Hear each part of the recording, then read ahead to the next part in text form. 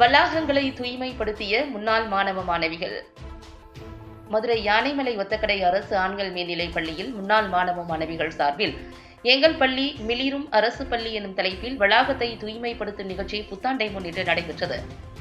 இந்நிகழ்விற்கு முன்னாள் மாணவர் பாண்டியன் மற்றும் ராஜ்குமார் ஆகியோர் தலைமை வகித்தனர்.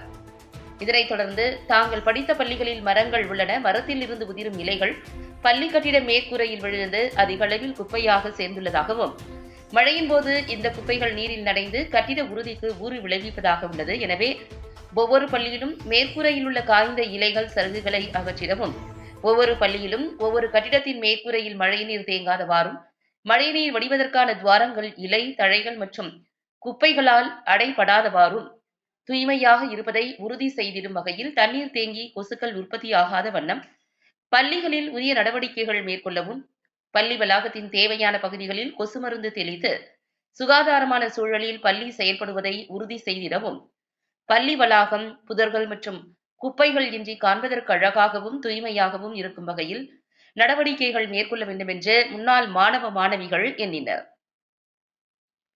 மேலும் அரசு பள்ளிகளில் படிக்கும் மாணவர்கள் நலன் கருதி 2003, 2005 ஆண்டு முன்னாள் மாணவ மாணவிகள் சார்பில் விழிப்புணர்வு ஏற்படுத்தும் வகையில் நிகழ்ச்சி நடத்த முடிவு செய்தனர்.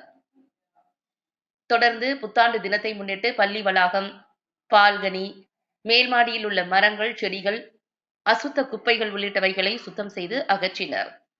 முன்னதாக முன்னாள் மாணவ மாணவிகள் மற்றும் ஆசிரியர்கள் சந்தித்து விழா கொண்டாடப்பட்டது. பல்வேறு விளையாட்டுப் போட்டிகள் நடத்தப்பட்டன. இதில் ஊராட்சி மன்ற தலைவர் முருகேஸ்வரி சரவணன், முன்னாள் மாணவ மாணவிகள் கார்த்திக், உமாசங்கரி, மலர்விழி, ஆதிலட்சுமி, ரெஜினா மற்றும் அன்னபூரணி ஆகியோர் கலந்து கொண்டனர்.